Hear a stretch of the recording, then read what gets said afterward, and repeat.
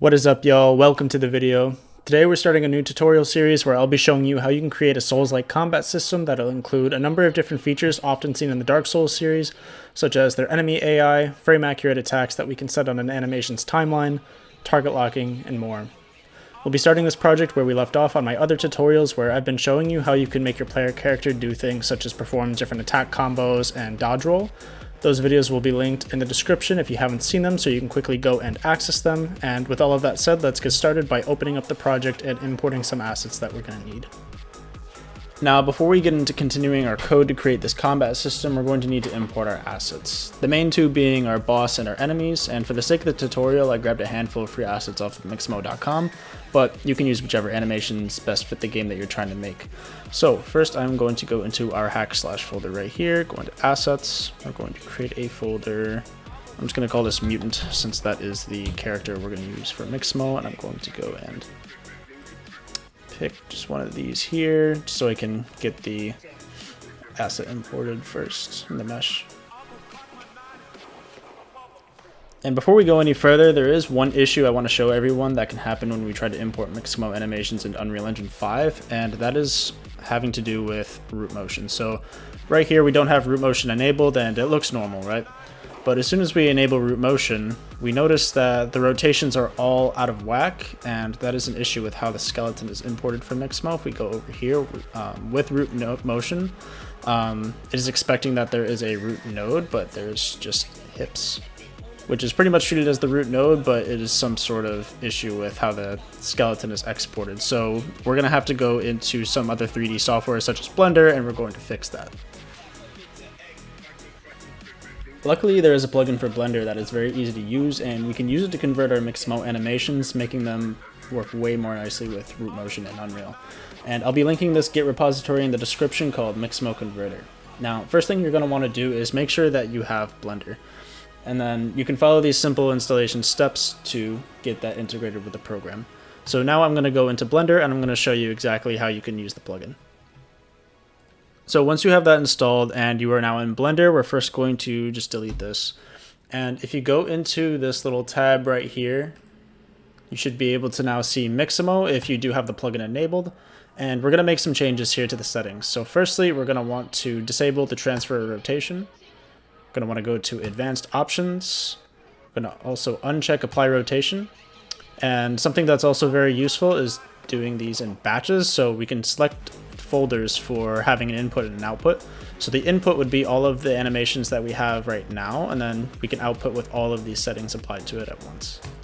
So first, we're going to go to the folder, versions in, accept.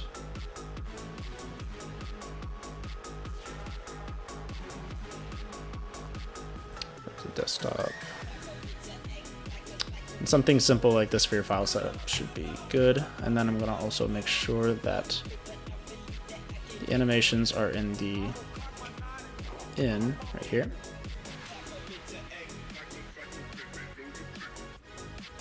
And then once you've done something like that, go to batch convert. Might take a second to do this, especially if you have quite a few animations that you're doing at once, but once that is done, you should be able to see them all in the out folder, and then we should be able to import them into Unreal as normal.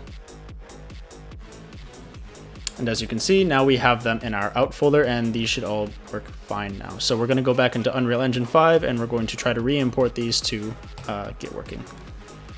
Alrighty, now back in Unreal, we're going to go and we're actually going to keep these right here, but we are going to delete what we had there, so we can have a fresh start.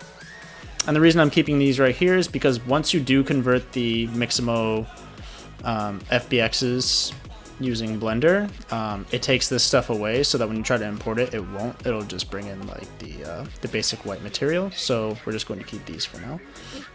So now if we go to try and re-import swiping, re-import all of this.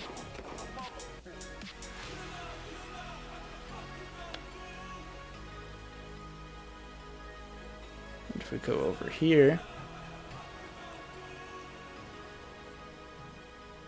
try to enable root motion,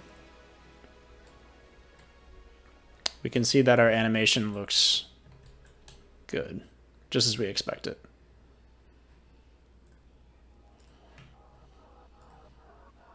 Now, before we get into importing the rest of the animations, we're just going to add some new folders in here just to organize everything. So we're going to have source, to have textures, and then we're going to have an animations folder. So put that all into textures.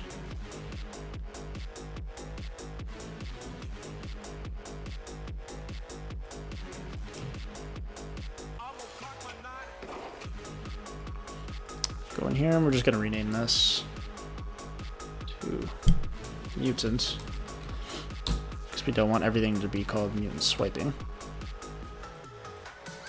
Perfect. Now if we go back and we try to re-import all of these, one thing to keep in mind is you don't want to re-import the mesh again, so you're just going to uncheck that, select the mutant skeleton, import all. Now we have all of our animations. So now that we have our mutant animations in, I'm going to quickly go cut and import the enemy animations, and afterwards I'll come back and show you what they're looking like. Okay, so now we have our enemy animations in, and I've put them all under a folder named zombie. So as we can see here, we have our source, and we can show our model right here, kind of like a parasitic zombie type of thing that we've grabbed off of Mixamo. And we also have from there our textures and our animations, just some simple ones for simple enemy behaviors such as they're attacking. You can even enable root motion with that, and it works fine. Simple zombie walks cycle. And that should be good there.